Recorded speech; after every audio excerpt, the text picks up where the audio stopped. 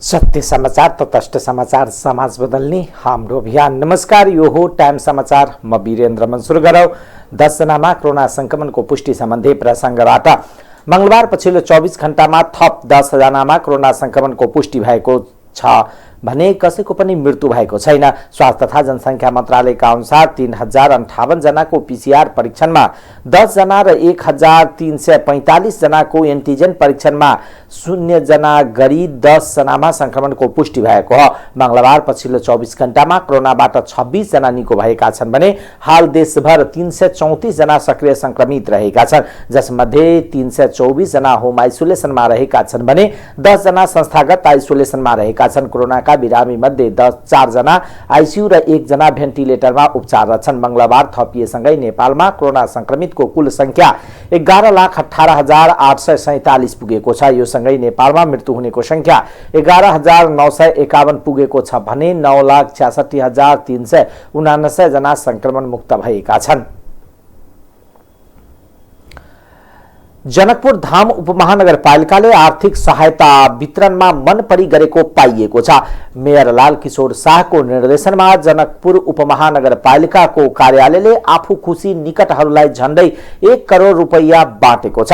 आर्थिक वर्ष 75-76 यता मेयर शाहले 5,000 देखि 5 लाख रुपैयाँसम्म नियम विपरीत आर्थिक सहायता दिएका हुन्। जनकपुर धाम उपमहानगरपालिकाले हालसम्म आर्थिक सहायता सम्बन्धी कुनै कानून र मापदण्ड बनाएको छैन। तर नगरसभाको एक लाइन निर्णयबाट मेयर शाहले राहत वितरण गर्दै आएका हुन्। मेयर शाहले तोकेको आधारमा आफू खुसी निकट व्यक्ति, आसपासे तथा संघ संस्थालाई झण्डै 1 करोड रुपैयाँ बाँडेका हुन्। सूचनाको हक मार्फत उपमहानगरपालिका कार्यालयले उपलब्ध गराएको आर्थिक वर्ष 75-76 देखि हालसम्मको आर्थिक सहायता विवरणमा यस्तो तथ्य खुलेको हो। आर्थिक वर्ष 76-77 देखि गत चैत 24 गतेसम्म मेयर शाहले 90,94,605 रुपैयाँ वितरण गरेको छ, जसमा कतिपय संस्था र व्यक्तिलाई 2-3 पटकसम्म आर्थिक सहायताको नाममा रकम वितरण गरिएको छ। आर्थिक वर्ष 78-79 को नगरसभाको निर्णय अनुसार मेयरले 75,000 सम्म तोकेको आधारमै वितरण गर्ने व्यवस्था छ। आर्थिक सहायता वितरण सम्बन्धी 78-79 मा नगरसभाले एउटा निर्णय गरेको छ। निर्णय नम्बर 415 मा यस उपमहानगरपालिकाले शैक्षिक संघ संस्थाहरूलाई सहायता, धार्मिक तथा सांस्कृतिक संघ संस्थालाई सहायता, अन्य सामाजिक सहायता र अन्य सहायताको शीर्षकबाट 75,000 रुपैयाँसम्म सहायता प्रदान गर्ने अख्तियारी नगर प्रमुखलाई दिने निर्णय गर्यो। नगर सभाको निर्णयमा उल्लेख छ। त्यस अघि आर्थिक वर्ष 75-76 देखि 77-78 सम्मको अवधिमा वर्षे नगर सभाबाट 60,000 बाँट्ने निर्णय गरेको थियो। तर यसको अवधिमा मेयर शाहले नगर सभाकै निर्णय विपरीत 5,000 देखि 5 लाख रुपैयाँसम्म बाँडेको तथ्याङ्कमा देखिएको छ। मध्य प्रदेशमा चुनावी तालमेल गर्न सत्तारूढ गठबन्धनको बैठकमा आज पनि बसेको थियो।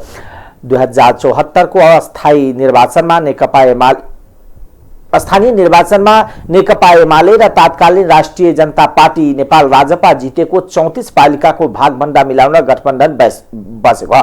सोमबार बसेको बैठकमा अन्य पालिकामा आवश्यकता र औचित्यको आधारमा तालमेल र एमाले र राजपाले जितेको पालिकामा तालमेल गर्ने निर्णय गरेको थियो। राजपा र नेकपा एमाले जितेको 34 पालिकामा गठबन्धन घटक दलबीच छलफल हुनेछ भने त्यसका लागि कसरी जाने भन्ने मापदण्ड निर्धारण गर्ने आन्तरिक गृह कार्य बैठकमा भइरहेको नेकपा माओवादी केन्द्रका मध्य सचिव योग कुमार बर्बरिया यादवले जानकारी दिनुभयो। 34 पालिकामा कुरा नमिलेकोमा गठबन्धन दल बाहेकहरूसँग तालमेल निर्वाचन लड्न नपाउने हुनाले गठबन्धनका घटक दलसँगै अब एक्लै निर्वाचन लड्नुपर्ने उहाँले बताउनुभयो। आइतबारदेखि निरन्तर रूपमा जारी रहेको गठबन्धनको बैठकमा सोमबार 5वटै दलका जिल्ला अध्यक्षहरूसँगको जिल्लागत र पालिकाको वस्तु अवस्था तथा विपक्षी दलको वस्तु अवस्था बुझ्ने काम भएको र आज पनि केही जिल्लाका अध्यक्षहरूसँग छलफल भएको बताउनुभयो। जिल्ला अध्यक्षहरूसँगको बैठक सकिएपछि मध्य प्रदेशको गठबन्धनको मोडालिटी सहितको निष्कर्षको सम्भावना रहेको बताइएको छ। लोसपाबाट जनकपुर धाम उपमहानगरपालिकाका मेयर पदका लागि सिफारिस वार्ड अध्यक्ष जानकीराम शाह एमालेमा प्रवेश गरेका छन्। जनकपुर धाम वार्ड नम्बर 7 का वार्ड अध्यक्ष शाह लोसपाबाट मेयरको टिकट पाउने सम्भावना नदेखेपछि एमाले प्रवेश गरेका हुन्। उनलाई मंगलबार काठमाडौँमा एमाले अध्यक्ष केपी शर्मा ओलीले टीका र खादा लगाएर पार्टी प्रवेश गराएका हुन्। शाह 2074 को स्थानीय निर्वाचनमा तत्कालीन राजपा नेपालबाट वार्ड अध्यक्षमा निर्वाचित भएका थिए। उनले आगामी निर्वाचनका लागि लोसपाबाट मेयर का लागि दावेदार थिए। उनी लगायत लोसपाबाट 5 जनाको नाम पनि सिफारिस भएको थियो, तर टिकट पाउने सम्भावना न्यून देखेपछि लोसपा छाडेर एमाले प्रवेश गरेका हुन्।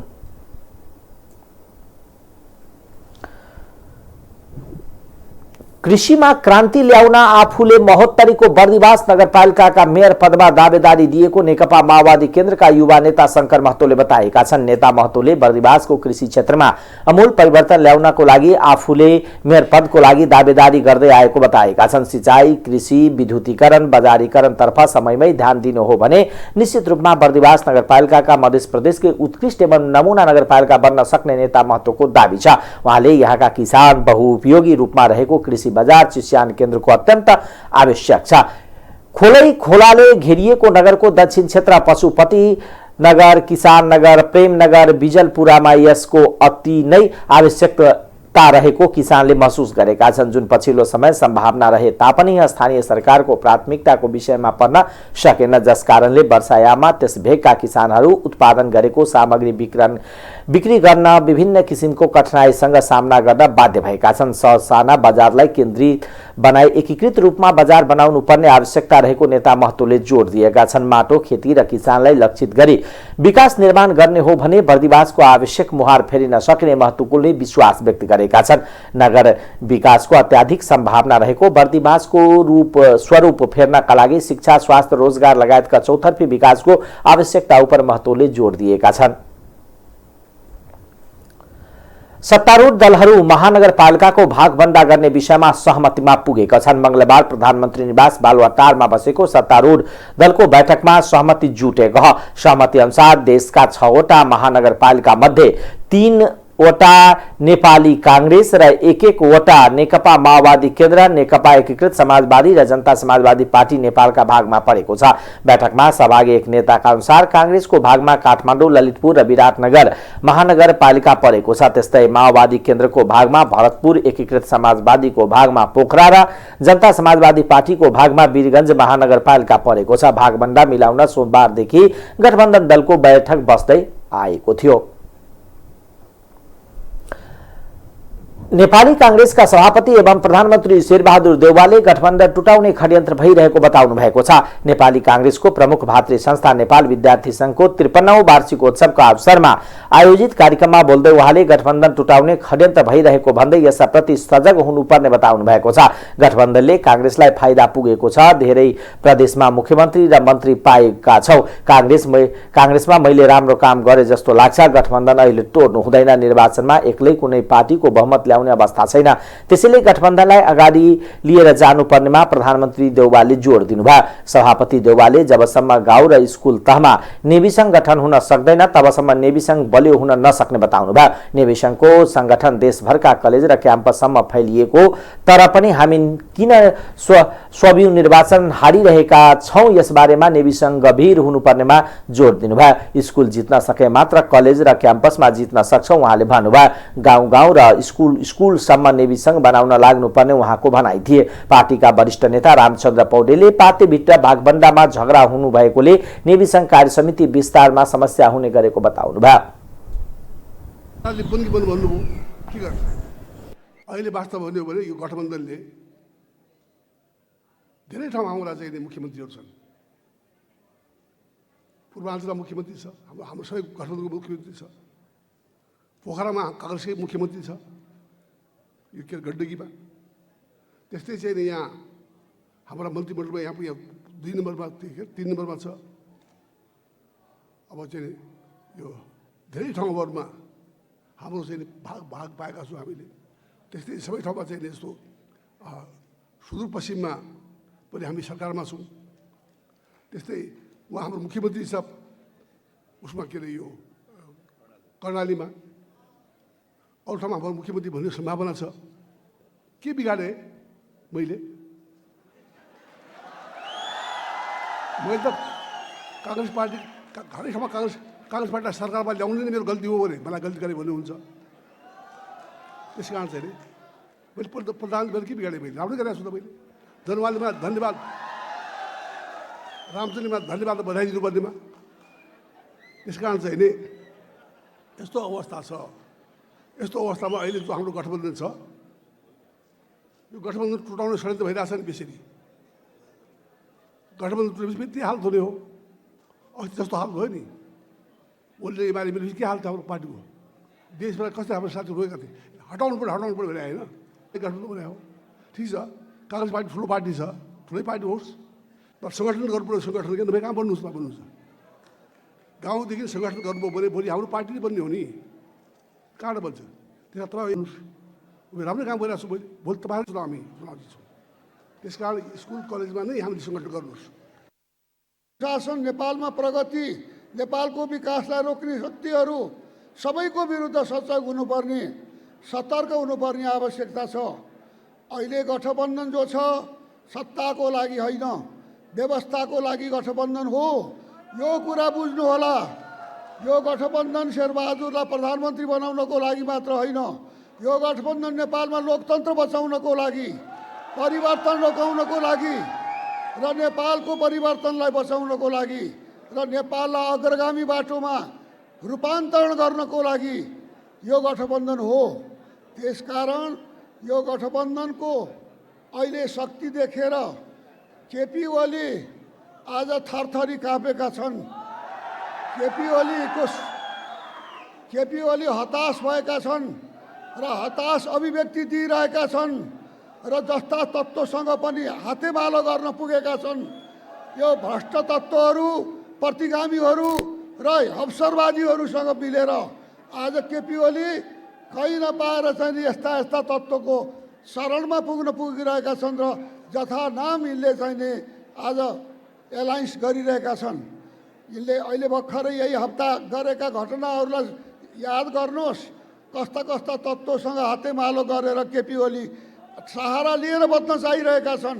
त्यसो भएको हुनाले यो गठबन्धन वास्तवमा लोकतन्त्रको लागि हो, यो गठबन्धन परिवर्तनको लागि हो।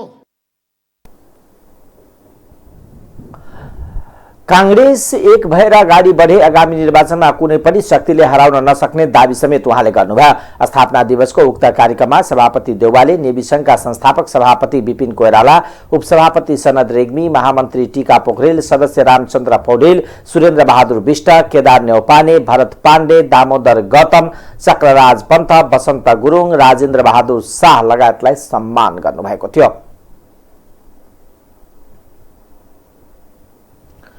नेकपा एकीकृत समाजवादीका अध्यक्ष माधव कुमार नेपालले सत्तारूढ दलहरूभित्रैबाट पालिका चुनावमा सीट भागभण्डाको विषयलाई लिएर अपमानपूर्ण व्यवहार गरिए मान्य नहुने चेतावनी दिनुभएको छ। मंगलबार काठमाडौँमा आयोजित नेकपा एकीकृत समाजवादी पार्टीसँग नेकपा गौरवशाली पार्टीको एकता घोषणा कार्यक्रममा बोल्दै उहाँले आफ्नो पार्टी अपमान विरुद्धमा विद्रोह गरेर जन्मेको पार्टी भएकोले कुनै पनि खालको अपमान सहन नसक्ने बताउनुभयो। उहाँले चुनावमा हामी 5 दल मिलेर जाने सोच बनाएको र महानगरपालिकामा, उपमहानगरपालिकामा अनि सबै पालिका र वाडामा सीटको तालमेल कसरी मिलाउने भनेर लागिरहेको बताउनुभयो। पालिका चुनावमा टिकट पाटफाटलाई लिएर अरूको शक्तिको अवमूल्यन गर्ने र उनीहरूमाथि अपमानपूर्ण ढंगको व्यवहार गर्ने काम भइरहेको जिल्लामा हुने गरेको रिपोर्टमा आएको बताउनुभयो। यो सही हुँदैन। हामी अपमान सहनका लागि जन्मेका होइनौं, अपमानको विरुद्धमा विद्रोह गरेर जन्मेका हौ। हामीलाई आफ्नो शक्ति र सामर्थ्यमा विश्वास छ। नेकपा अध्यक्ष नेपालले आफ्नो पार्टीमा प्रवेश गर्नेहरूको लहर चलेको र नागरिकले पनि आफ्नो पार्टीलाई आशाको नजरले हेर्ने गरेको बताउनुभयो। उहाँले पार्टीको पक्षमा जनलहर ल्याउने गरी चुनावको तयारीमा जुट्न पनि पार्टीका नेता कार्यकर्तालाई निर्देशन दिनुभयो। उम्मेदवार अगाडि सार्छौ, त्यो उम्मेदवारले एउटै उद्देश्य राख्नुपर्छ कि कसरी जनताको विकासको चाहनालाई पूरा गर्ने हो, कसरी यो समाजलाई समृद्ध बनाउने हो, कसरी जनताको सेवामा आफूलाई समर्पित गर्ने हो। यस अर्थमा हामीसँग हाम्रो पार्टीको चुनाव चिन्ह कलम, यो कलम चिन्ह लिएर उभिने हाम्रा उम्मेदवारहरू अरूभन्दा भिन्न हुनुपर्दछ। अरूभन्दा भिन्न सिङ्गो आफ्नो पालिकाको विकासको एउटा मास्टर प्लान, एउटा योजना उनीसँग हुनुपर्दछ। सिङ्गो योजना 5 वर्षमा कति पुरा गर्न सकिन्छ, आउने 20 वर्षमा या 15 वर्षमा या अर्को 5 वर्षमा कति पुरा गर्न सकिन्छ, त्यसको निम्ति दीर्घकालीन योजना पनि बनाउन सकिन्छ अनि अल्पकालीन योजना पनि बनाउन सकिन्छ। हामीले सहमति गरिसक्नु भएको छ भन्ने रिपोर्ट पनि आइरहेको छ। हामी अपमान सहनका लागि जन्मेका भए, अपमानको विरुद्धमा विद्रोह गर्नलाई जन्मेका, हामीलाई आफ्नो शक्ति र सामर्थ्यमा विश्वास छ र हामीले आफ्नो शक्तिको अति मूल्याङ्कन पनि गर्न हुँदैन। तर यो 7 महिनाको अवधिमा हामीले जसरी जिल्ला जिल्लामा पालिका पालिकामा फैलिएका छौँ, वडा वडामा गएका छौँ र यस बीचमा पनि पार्टीमा प्रवेश गर्ने जुन लहर आएको छ मेचीदेखि महाकालीसम्म, यो लहरले पनि के बताउँछ भने यो पार्टीको भविष्य छ, यो पार्टीको भविष्य छ र जनताले ठुलो आशाका साथ हामीलाई हेरिरहेका छन्। 12 गते अन्तिम दिन हो म्युनिसिपल फाइल गर्ने दिन र 30 गते वैशाखमा चुनाव सम्पन्न हुन गइरहेको छ। अर्कोको उम्मेदवारको अर्को चिन्ह, त्यो सबै बताउनको लागि पनि धेरै मेहनत गर्नुपर्ने आवश्यकता। अध्यक्ष नेपालले चुनावमा आफ्नो पार्टीको चिन्ह कलम भएको र यसको प्रचार प्रसारमा जोड दिन पनि सिङ्गो पार्टी पंक्तिलाई सचेत गराउनुभयो। प्रमुख निर्वाचन आयुक्त दिनेश कुमार थपलियाले निर्वाचन प्रतिको निष्ठालाई कमजोर पार्ने र निर्वाचनका विविध गतिविधिलाई दूषित पार्ने प्रवृत्ति लोकतान्त्रिक हुनै नसक्ने बताउनु भएको छ। असन्न स्थानीयता निर्वाचनको सन्दर्भमा प्रेस काउन्सिल नेपाल र नेपाल पत्रकार महासंघको सहयोगमा निर्वाचन आयोगले आयोजना गरेको कार्यक्रममा उहाँले सक्षम, मर्यादित र भयमुक्त वातावरणमा निर्वाचन सम्पन्न गर्ने वातावरण बनाउन सुधारका पहल लिएको र उक्त सुधारका प्रयत्नलाई शंकाको दृष्टिले हेर्ने प्रवृत्ति देखिएको बताउनुभयो। कुनै परिवर्तन गर्न खोज्यो भने यसलाई सहजै पचाउने, कुनै नयाँ कार्य थाल्ने गर्यो भने त्यसलाई आफ्नो स्वार्थको सेरोफेरोबाट बुझ्न खोज्ने प्रवृत्तिका कारण निर्वाचन सुधारका कामलाई प्रभावकारी ढंगले बढाउनको लागि कहीँ कतै असहज र अप्ठ्यारो भएको महसुस भएको उहाँले बताउनुभयो। प्रमुख आयुक्त थपलियाले आयोगले मनोगत आधारमा भन्दा पनि सरकारवालासँगको छलफलका आधारमा सुधारका विषयलाई कार्यान्वयनमा ल्याइएको प्रश्न पार्नुभयो। राष्ट्रिय मान्यता प्राप्त बाहेकका अन्य दललाई ती दलको निर्वाचन चिन्हबाट निर्वाचनमा भाग लिन दिने प्रश्न कानुनी आधार नभए पनि आयोगले ती दललाई नै निर्वाचनमा सहभागी हुन दिनुपर्छ भनेर जोखिम उठाएको उहाँले बताउनुभयो। उहाँले निर्वाचन महँगो, खर्चिलो र भड्किलो हुँदै गएको, यसबाट सिद्धान्त र विचार भन्दा पनि सम्पत्ति र स्रोत साधनको निर्वाचन प्रभावित हुने खतरा बढेको भनेर चिन्तालाई सम्बोधन गर्न निर्वाचनमा हुने सबै खर्चलाई सीमाभित्र आबद्ध गरौं भनेर निर्वाचन खर्चको सीमा तोकिएको प्रश्न पार्नुभयो। त्यो समाचारले न निर्वाचन आयोग त्रसित छ न जनता निर्वाचन हुँदैन भनेर भड्किन्छन्। भड्किने त तपाईको आत्मा हो, मलाई लाग्दछ तपाईको आफ्नै कलमले तपाईकै आफ्नै मन, आफ्नै मुटु, आफ्नै आत्मा भड्काइरहनु भएको छ। यसले हामी गन्तव्यमा पुग्दैनौँ, सही बाटो समात्छौँ, सके राम्रो गरौँ, सक्दैनौँ भने चुप्प लागेर बसौँ, नराम्रो गर्ने विश्वास नगर्दै। यति आएको तर्फबाट म सबै साथीहरूलाई अनुरोध गर्दछु। र अब स्थानीय तहको निर्वाचन आउनको निम्ति यो प्रसङ्ग त्यहाँ आएको हुनाले मैले ट्याक्क जोडेको मात्रै है। अब मेरो विषयवस्तुतिरै म गएँ। 24 दिन मात्रै स्थानीय तहको निर्वाचन आउन बाँकी छ। यो समय भनेको साह्रै नै महत्त्वपूर्ण समय हो हामी सबैको लागि। त्यसकारण अब हामी आउँदो 8 गते 2 दिनपछि नै 753 वटा स्थानीय तहमा निर्वाचन अधिकृतको कार्यालयहरू एकैचोटि स्थापना गर्दैछौँ। त्यसपछि लगभग हामी निर्वाचनको अन्तिम चरणमा पुग्छौँ। 11 र 12 गते उम्मेदवारी र 17 गते उम्मेदवारीको अन्तिम नामावली प्रकाशन गरेर जब हामी निर्वाचन चिन्ह प्रदान गर्दछौँ त्यसपछि यो एकदम उत्कर्षमा पुग्दछ। र साँच्चै भन्नुहुन्छ भने हामी स्थानीय तहको 30 गते निर्वाचन सम्पन्न गरेर मत परिणाम प्राप्त भइसकेपछि र त्यसको पनि 15-20 दिनको हाराहारीमा स्थानीय तहका कार्यपालिकाका सदस्यहरू र जिल्ला समन्वय समितिको निर्वाचन सम्पन्न गरेर हामी स्थानीय तहको निर्वाचनको चरण पुरा गर्दैछौँ। साँच्चै भन्नुहुन्छ भने यो वर्ष निर्वाचनको वर्ष हो। निर्वाचन आचार संहिता प्रभावकारी रूपमा कार्यान्वयन होस् भनेर सबै पक्षसँगको सुझावका आधारमा आचार संहिता जारी गरिएको बताउँदै उहाँले सबै पक्षको सहभागितामा आचार संहिताको अनुगमन गरिने जानकारी गराउनुभयो। नेपाल राष्ट्र बैंकका गभर्नर महाप्रसाद अधिकारीमाथि कारबाही नगर्न सर्वोच्च अदालतले आदेश दिएको छ। सर्वोच्च अदालतले गभर्नर अधिकारीको पक्षमा अल्पकालीन अन्तरिम आदेश दिएको हो।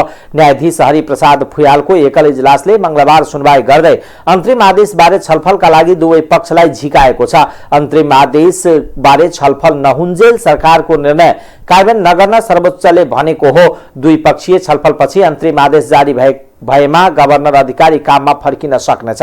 त्यतिन्जेल उनी काममा फर्किने छैनन्। अब उनीमाथि थप कारबाही पनि हुने छैन। पदमुक्त गर्नका लागि आफू विरुद्ध जाँचबुझ समिति बनाएको भन्दै अधिकारी सर्वोच्च पुगेका थिए। गत चैत 24 मा मन्त्री परिषदले गभर्नरलाई निलम्बन गर्दै सर्वोच्च अदालतका पूर्व न्यायाधीश पुरुषोत्तम भण्डारीको अध्यक्षतामा जाँचबुझ समिति गठन गरेको छ। गभर्नर अधिकारीले जाँचबुझ समितिलाई कामकाज गर्न रोक लगाउन र आफूलाई नियमित काममा फर्काउन अन्तरिम आदेशको समेत माग गरेका थिए। असहयोग गरेको भन्दै सरकारले गभर्नर अधिकारीलाई गत चैत 25 गते निलम्बन गरेको थियो। सरकारले खर्च कटौतीका लागि ल्याउन लागेको प्रावधान सम्बन्धी सूचना चुहाएको भन्दै उनलाई निलम्बन गरिएको थियो। पछिल्लो समय अर्थतन्त्र संकट पर्दै गएपछि गभर्नर अधिकारी र अर्थमन्त्री जनार्दन शर्मा बीच तिक्तता बढेको थियो। तत्कालीन केपी शर्मा ओली नेतृत्वको सरकारद्वारा नियुक्त अधिकारीको भूमिकाबारे छलफल भएको थियो। त्यसपछि उनलाई निलम्बन गरिएको थियो।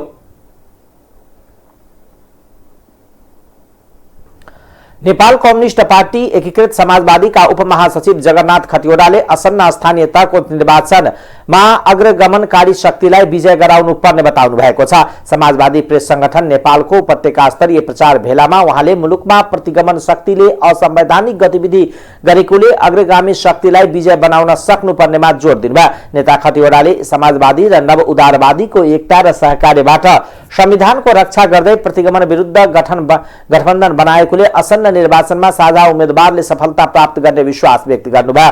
पार्टीको प्रचार विभाग प्रमुख समेत रहनुभएका उपमहासचिव खतिवड़ाले देशमा समाजवादी आन्दोलन अगाडि बढाउन सञ्चार माध्यमको भूमिका महत्वपूर्ण हुने बताउनुभयो। समाजवादी प्रेस संगठनका अध्यक्ष शम्भु श्रेष्ठले प्रतिगमन विरुद्धको आन्दोलनबाट उक्त संगठन उदय भएकोले यसले संविधान रक्षाका लागि क्रियाशील भई 5 दलीय गठबन्धनका नीति तथा कार्यक्रमलाई जनतामाझ पुर्याउन सक्दो सहयोग गर्ने प्रतिबद्धता व्यक्त गर्नुभयो।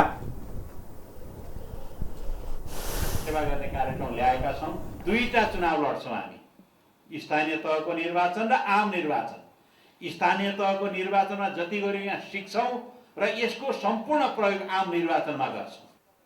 प्रतिगमनको विरुद्धमा हामी लागिरहेका छौं। आज पनि प्रतिगमनको खतरा मुलुकबाट टरेको छैन। प्रतिक्रियावादीहरू र अनुदारवादीहरू एउटा गठबन्धनमा छन्।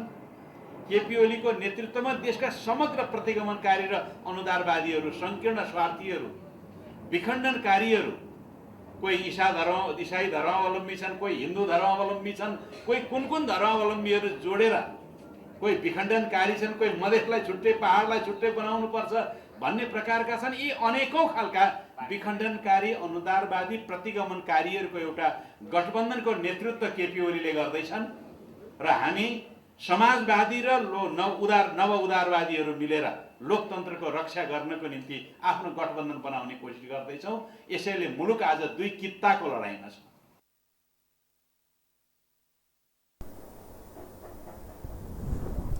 संगठनका वरिष्ठ उपाध्यक्ष विश्वमणि सुवेदीले स्थानीय तहको निर्वाचनमा गठबन्धनका साझा उम्मेदवारलाई विचारलाई मतदातासम्म लगेर अग्रगमनको पक्षमा जनमत बनाउनु पर्नेमा जोड दिनुभयो। संगठनका उपाध्यक्ष एवं उपत्यकाका प्रदेश इन्चार्ज सन्तराम बिरारीले निर्धारित समयमा चुनाव सम्पन्न भएपछि प्रतिगमनहरू किनारा लाग्ने हुँदा अब संगठनमा आबद्ध पत्रकारलाई त्यसतर्फ केन्द्रित हुन आग्रह गर्नुभयो। त्यसकारणले त्यो उद्देश्य भनेको यो संविधानको रक्षा हो।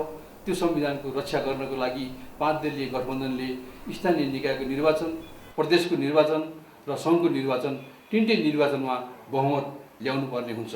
तर एमाले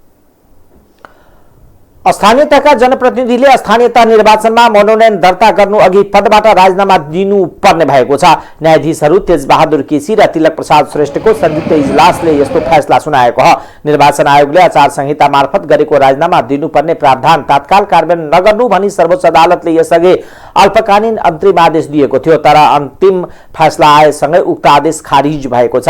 निर्वाचन आयोगले जारी गरेको आचार संहिता विरुद्ध सिन्धुपाल्चोकको हेलम्बु गाउँपालिकाका अध्यक्ष निमा गल्याजेन शेर्पाले रिट दायर गरेका थिए।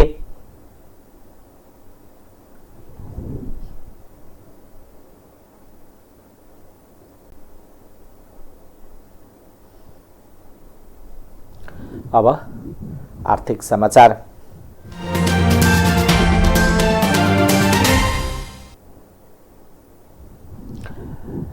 सरकारले राष्ट्रिय गौरवको जलाशयुक्त बुढी गण्डकी जलविद्युत आयोजना चाइना गेजुवा ग्रुप कर्पोरेसन CGGC-बाट खोसेर स्वदेशी लगानीमै बनाउने निर्णय गरेको छ। 1200 मेगावाट क्षमताको उक्त आयोजना स्वदेशी लगानीमा बनाउने योजना र मोडालिटी भने सरकारसँग छैन। गत साता मन्त्री परिषद बैठकले बुढा गण्डकी आयोजना CGCG-बाट खोसेर स्वदेशी लगानीमै बनाउने निर्णय गरेको थियो। यस अवस्थामा सरकारसँग उक्त आयोजना कसरी बनाउने भनेर छुट्टै योजना र मोडालिटी हुनुपर्ने हो, तर त्यस सम्बन्धमा हालसम्म कुनै योजना वा मोडालिटी बनेको छैन। सरकारले लोकप्रियताका लागि मात्र CGGC-बाट उक्त आयोजना खोसेर आफैले बनाउने निर्णय गरेको देखिन्छ। यो आयोजनाको राजनीतिकरण भएको सरकारवाला बताउँछन्। केही वर्ष अघि माओवादी केन्द्रका अध्यक्ष पुष्पकमल दाहाल प्रधानमन्त्री हुँदा engineering procurement construction and financing PEPCF मोडलमा उक्त आयोजना CGGC-लाई बनाउने दिने निर्णय गरेको थियो। पछि 2074मा शेरबहादुर देउवा प्रधानमन्त्री हुँदा उक्त आयोजना CGGC-बाट खोसिएको थियो। एमाले अध्यक्ष केपी शर्मा ओली प्रधानमन्त्री भएपछि 2075 असोजमा फेरि उसैलाई बनाउने दिने निर्णय भयो। अहिले फेरि देउवाले सरकारको नेतृत्व गरिरहेको बेला CGGC-बाट बुढी गण्डकी खोसिएको छ। स्वदेशी लगानीमा बनाउने भनेर निर्णय गरिएको त छ, तर कसरी बनाउने भनेर मोडालिटी तय नभएको ऊर्जा जलस्रोत तथा सिंचाई मन्त्रालयका अधिकारी बताउँछन्। बुढी गण्डकी ठूलो आयोजना हुने, यसमा झन्डै 3 खर्ब रुपैयाँ खर्च हुने अनुमान यस अघि नै गरिएको थियो। अहिले पुनः अध्ययनको क्रममा छ। यो आयोजना उत्तिकै जोखिमपूर्ण मानिन्छ। यसलाई खर्बौं रुपियाँ लाग्न चाहिन्छ। ठूलो आयोजना भएकोले लगानीको जोखिम पनि उत्तिकै छ। निजी क्षेत्र पनि उक्त आयोजना छुट्टै निर्माण हुनुपर्ने बताउँछन्। पर्याप्त मात्रामा जलाशययुक्त आयोजना नहुँदा नेपालले हिउँदमा भारतबाट बग्दो बिजुली किन्दै आएको छ। त्यो अवस्था अन्त्य गर्न जलाशययुक्त आयोजना आवश्यक छ। त्यसमाथि बुढी गण्डकी प्राविधिक रूपमा निर्माणमा जान तयार भइसकेको छ। तसर्थ यो आयोजना निर्माण सुरु गर्न ढिलो गर्न नहुने निजी क्षेत्रको भनाइ छ। नेपालमा पहिचान भएका अन्य जलाशययुक्त आयोजना सर्वे अध्ययन लगायतका चरणमा छन्। कतिपय आयोजनाको सर्वे समेत राम्रोसँग भएको छैन। यसका लगानी गर्न निजी क्षेत्र पनि तयार छ। स्वतन्त्र ऊर्जा उत्पादकहरूको संस्था इप्पानका अध्यक्ष कृष्ण प्रसाद आचार्यले सरकारसँगको समझदारीमा निजी क्षेत्र बुढी गण्डकी लगानी गर्न तय गरेको बताउनुभयो। तर सरकारले लगानी प्रतिफलको ग्यारेन्टी गर्नुपर्ने उहाँको भनाइ छ। निजी क्षेत्र सरकारसँग सहकारी गरेर उक्त आयोजनामा लगानी गर्न तयार छ, तर सरकारले प्रतिफलको ग्यारेन्टी दिनुपर्छ। अन्य सरकारी आयोजना जस्तो खर्च बढी गराउनु हुँदैन उहाँले भन्नुभयो। सरकारले प्रसारण लाइन, मुआवजा वितरण, सडक निर्माण जस्ता शीर्षकमा भएका लगानीलाई आयोजनाको खर्चमा समावेश गर्दैन भने हामी लगानी गर्न तयार छौं। यसलाई राजनीतिक रूपमा भन्दा पनि व्यावसायिक रूपमा अगाडि बढाउनु पर्ने उहाँको भनाइ छ। बुढी गण्डकी DPR, वातावरणीय प्रभाव मूल्याङ्कन, प्रतिवेदन स्वीकृति, मुआवजा वितरण लगायतका काम करिब सकिएको छ। अब निर्माणमा जान मात्र बाँकी छ। बुढी गण्डकी आयोजना निर्माणको विषयलाई अत्यन्त महत्त्वका साथ हेरिँदै आएको छ। यसको निर्माणमा 3 खर्ब रुपियाँ भन्दा बढी खर्च हुने अनुमान छ। स्वदेशी लगानीमै बुढी गण्डकी बनाउने भनेर सरकारले आर्थिक वर्ष 72-73 देखि पेट्रोल, डिजल, मट्टी तेल, हवाई इन्धनबाट प्रति लिटर 5 रुपियाँ कर उठाउन थालेको थियो। 2076 फागुनदेखि प्रति लिटर 10 रुपियाँ कर उठाइएको छ। अब अन्तर्राष्ट्रिय समाचार।